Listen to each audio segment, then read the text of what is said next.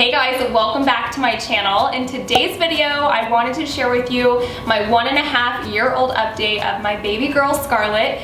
I have not done a baby update since she turned 12 months old, and I get lots of questions asking about her routine and how she eats and how she sleeps and just things like that. So I thought I would just make a little update video so you guys can have all your questions answered. I cannot believe I'm sitting here saying she's 1.5 years old, but it's crazy. I have been doing her baby updates since I started YouTube when she was 3 months old. I am filming during her nap time. I just figured it'd be a lot easier than trying to film with my toddler, so I'm sorry she's not in this part of the video.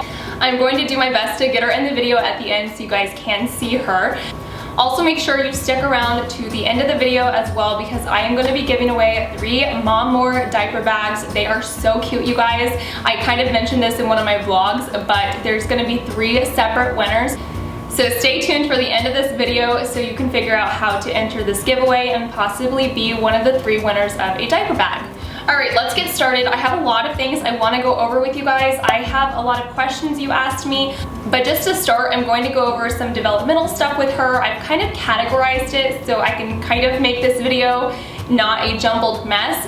And I've been taking notes in my phone, so I'm going to kind of read off of here. So as far as her communication goes, I've actually got a lot of comments on this. You guys say she talks really well, and I agree with that. I do think she's very advanced in her communication. She's able to really vocalize what she wants.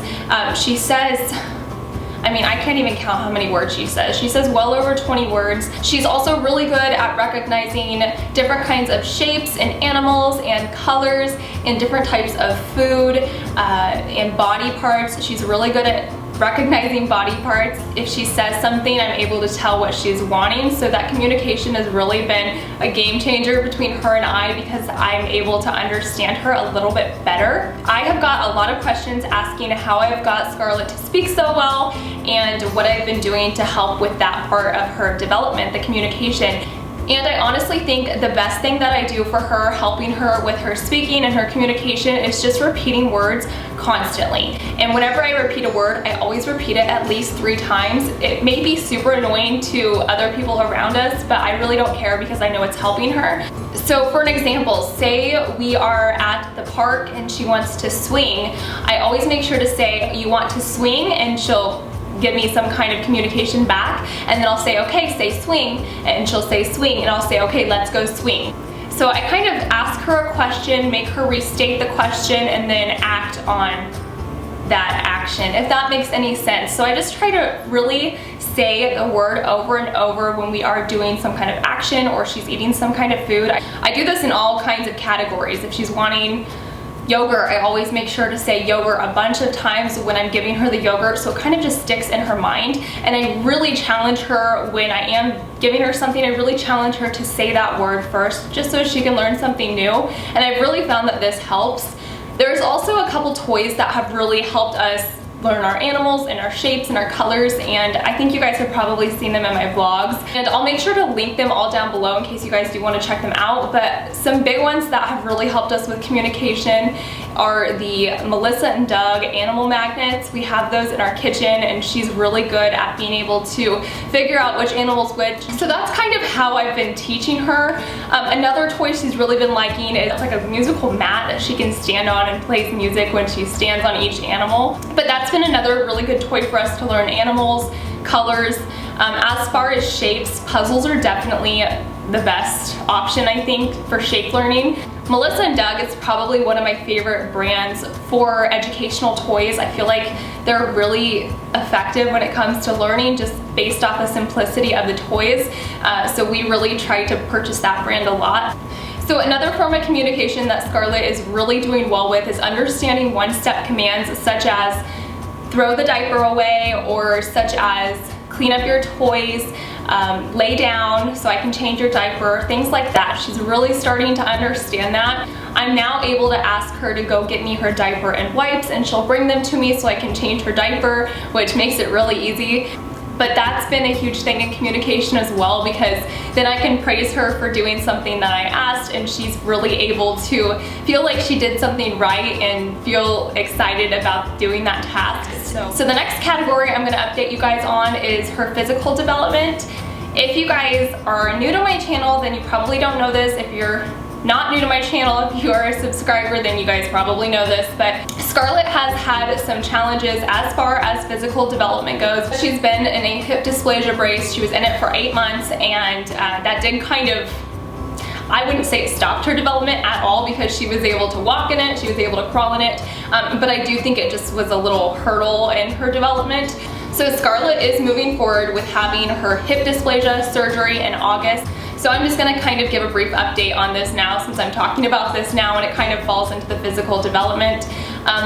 But she was diagnosed with hip dysplasia when she was, I think, around 7 months old. She was in a brace for over 8 months. We were referred to an orthopedic specialist, and we've been having regular visits there. And unfortunately, her hip dysplasia was kind of caught in the later stage.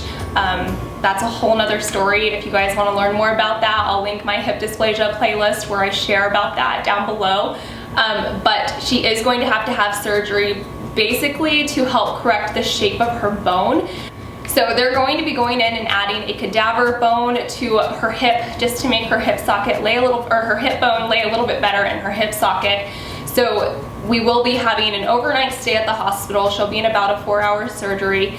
So we are really thankful, because typically kids after the surgery are in the spica cast, is what it's called, a spica cast. They're in those for a lot longer than what we are supposed to be in our cast. So that was actually some good news to us. The brace did end up helping, so we won't have to be in it that long. But of course, we never know. She may have to be in it longer. It's just kind of a wait and see kind of thing, but that's kind of the plan. I've been getting questions asking if she's going to need physical therapy after she's in the cast, and honestly, I have no idea. And that's a question I wish I would have asked at our last orthopedic specialist, so I'm going to have to ask that when we go to our pre-op appointment in July, and then I will update you guys on that. I would almost guess that she's going to need some type of physical therapy, but I could be wrong. So that's kind of what's going on with the whole hip dysplasia thing. I haven't been to the orthopedic specialist with her since I last updated you guys, so there's really not like a whole new update. I always make sure to update you guys when we have an appointment, but yeah, July is going to be the next appointment, so that's when I'll be able to give you guys some more information. As far as other developmental skills go that Scarlett has been showing, she's able to kick a ball. She's really good at it, actually. She likes to play soccer, and she's able to kick the ball back and forth with us. She's able to throw the ball. She's running. She's trying to jump, which is so cute. She loves to jump, but she's actually trying to like jump off of things, which is terrifying at the same time, but she's very brave. She's able to climb all over the place. If you guys watch my vlogs, you know this, but this girl will climb on tables. If you take your eye off of her, she'll be up on the counter. Like, I don't even know how she gets up there, but she does. She's climbing out of her crib. She is just so strong. Like, this girl is so strong. It's crazy to think that she has an issue with her hips, because nothing stops her. She seriously can do anything and everything 110%. It's crazy. So the next category I want to cover with you guys for Scarlett is her social and emotional development. So as far as her social development goes, again, if you guys watch my channel, you know this, but we did start Scarlett in a drop-in daycare a couple times a week. She goes 2 times a week for right now an hour and a half, but I'd like to bump that up to about 2 hours twice a week, so 4 hours total.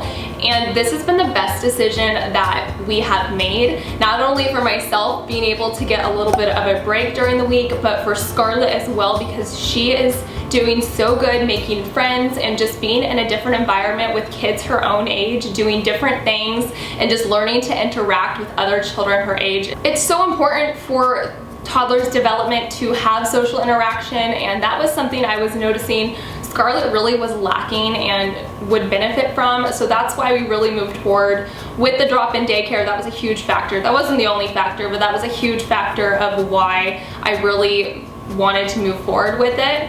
I'm also wanting to get her into some kind of swim lessons, but I want to wait until after her surgery, because right now it's not going to make sense to do it yet. But after her surgery, we are going to be starting in some kind of swim lessons, because it's really important for kids here in Arizona, especially here in Arizona, kids everywhere, but especially here because there's so many pools. It's important for them to learn to swim because there are unfortunately so many drownings of kids. It's so sad.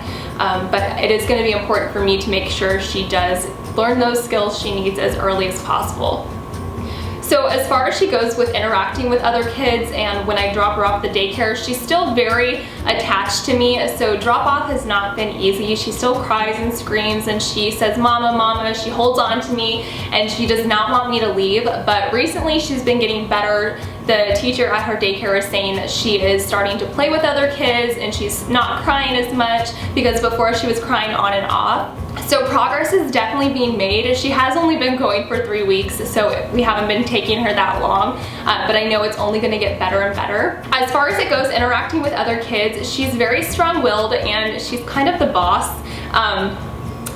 Yeah, she just kind of knows what she wants, and if she wants something, she takes it.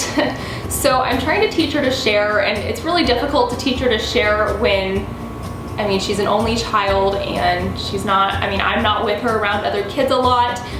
So we're doing our best, but I really think daycare is going to come into play, helping with that as well, being around those other kids.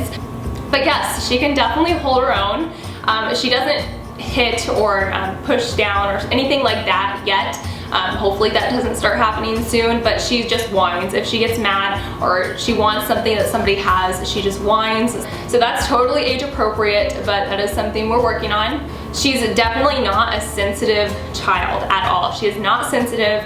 She could care less if I tell her no.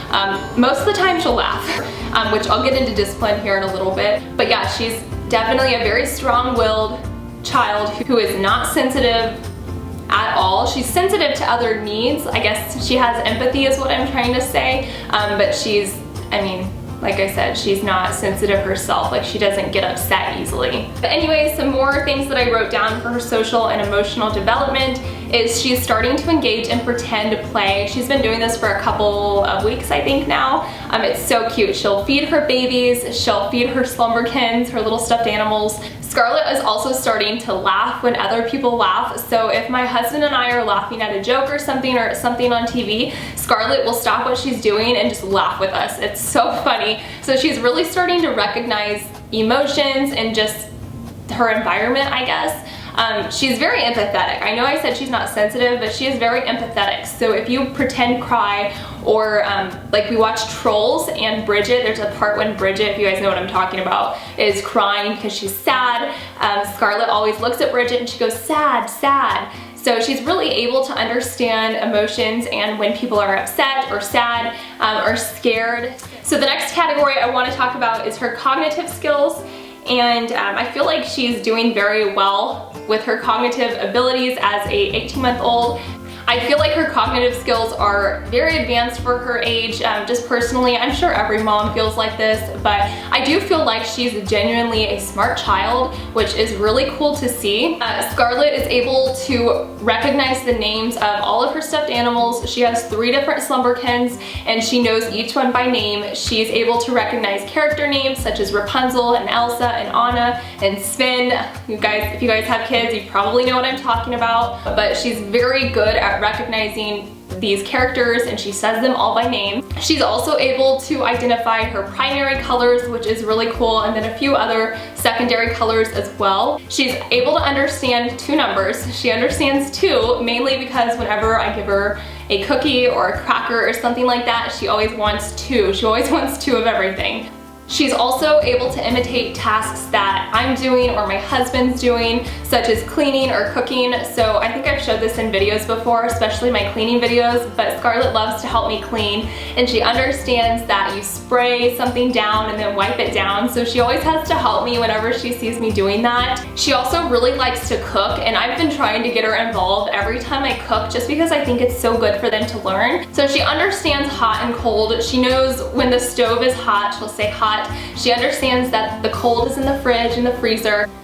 Some of the interests that she has that I notice that she really likes is she really likes to dance. She's very much a girly girl. She loves to dance. She's started to like to sing and play music. She's very interested in music. She's also really into just being active. She loves doing somersaults and she's finally able to do them on her own. But yeah, she really likes to do somersaults. They're really cute. I've taught her to do that because I did cheer in college, so if I could choose, I would love for Scarlett to be in tumbling. I've actually been trying to teach her to do a back handspring as well. It's never too early to start tumbling. I'll obviously spot her, but I'll tell her to go 1, 2, down, up, and she's able to throw her hands up and she knows what motions to do. It's really cool that she caught on to that so fast. So who knows, I might have a little gymnastics baby or a tumbling baby. We will see, but that is something I would love to get her involved in as long as she stays interested. Okay, so for the last part of this vlog, I asked you guys on the YouTube community tab to ask me some questions that you guys wanted me to cover in this update. So I'm just gonna go through the questions randomly. This will not be in any kind of order, and just quickly answer all of these for you guys. What kind of discipline do you implement? So like I said, Scarlett does not react well to the word no. We went through a couple weeks where she was being very defiant. I do think she was teething as well, which was kind of causing that different behavior. But overall, what works the best for us, and this definitely isn't the type of discipline I ideally wanted to do, but what works the best for us at this moment is we have a portable play yard, and we will actually set it out in our living room. I don't put it in her bedroom because I don't want her to associate discipline with her bedroom, but I put it in our living room. And if for some reason Scarlett is throwing a massive tantrum where she cannot be redirected, what I have to do is I will put Scarlett in the portable play yard, which is just like, it's kind of like a pack and play. I will put her in this and I will walk away. The TV net will not be on, she will not have any toys in there, no slumberkins, nothing like that. She strictly stays in that play yard until she stops crying. So I will leave. If she stops crying for a few seconds, I'll come back out there. I'll say, are you done throwing a fit? Are you sorry? Are you ready to get out and go play? And I try to redirect her again. So sometimes it works, sometimes it doesn't. Sometimes she's not ready and I still have to take another step away and give her some more space. Typically this takes about 10 minutes or so, and I would say this maybe happens 2 to 3 times a week. We don't have to do this a lot, if that. A lot of times I'm able to redirect her, or I will just walk away and she'll just throw a fit right there. She'll sit down on the floor, throw a fit, and she's over it pretty quickly. But letting her get the fit out and walking away is what works best for us. So that is how we are currently disciplining. Obviously, this does not work when we are out in public. She does get away with a little bit more when we are out in public, or we just straight up go home. So I'm still trying to figure out how to handle tantrums in public, but it's a lot of redirecting, a lot of snacks when we're in public, and just really whatever I can do to prevent the meltdown from happening. But when we're at home, I'm definitely way more strict, because that's just kind of, that's just what's working for us. I strongly believe in implementing discipline from a young age, otherwise it's going to be really hard when they're older. And also I just think it helps make them a well-rounded child when they do respect discipline. So the next question says, Scarlett is so smart, what kind of things do you use to teach her? Whenever we're reading books or something, I really just try to point out all the objects, and really just being vocal to her is what I feel like she learns best from. Even if we're doing something as simple as going on a walk or going to the mailbox or something, I will say, Scarlett, where's the sky? And I'll show her the sky, and we'll look at clouds, and we'll look at the grass, and we'll look at the, the mailbox and the mail. It's crazy the little things that you have to teach them that they'll learn and that they'll pick up on. So really just simple things, keep it simple, and that's a great way for them to learn, because everything is new to them, everything. So the next question asks about potty training and kind of what our plan is for that. And I've briefly touched on this in past videos, but honestly, you guys, I would love to start potty training right now, because I do feel like she is interested. I don't think she's ready, but I think she is interested to start potty training. But because of her surgery and because she's going to be in a cast, there is no point of starting potty training just yet. So the reason I say she's interested is because she does recognize when she needs to go. Number 2, she'll either tell me and then it'll happen, or she will already have done it and it's in her diaper and she'll come to me and she'll say poo-poo, and I'll be able to change her. She's also able to recognize when she's done number 1 or when she wants her diaper changed. So she does not like the feeling of having a full diaper, I will say, and I think that's definitely a huge sign to start potty training, when they start to not like that feeling, or it starts to bother them enough that they are recognizing it. So at this point of time, I'm just, I'm praising her behavior. When she says that she has gone number 2, I'll say, oh yes, you did, good job. and I'll say, you know, I'll ask her to help me clean it up, and I'll make her throw her own diaper away, which I feel like is a step in potty training. I don't know. It's the best I can do right now for her showing interest and for the obstacles we're about to go through. Okay, so the next question is asking about her sleep schedule. If you guys have been following me for a while, you know Scarlett is a fabulous sleeper. I've never really had issues with her because we implemented such a strict sleeping routine from day one when she was, well, a couple weeks after she was born. We followed all the guidelines from taking care of babies. It's taking care of babies on Instagram. Kara's actually my cousin, so she really helped us, and she's amazing. She is very well known in the Phoenix area for helping moms get their babies to sleep. But because we had such a good schedule when she was younger, it's really helped us bypass all of those sleep regressions. We've never dealt with those at all because Scarlett has been able to learn to put herself to sleep, and it's just never been an issue for us because of that. Scarlett typically goes to sleep around 8 o'clock at night, sometimes earlier, sometimes a little bit later, but it really just depends.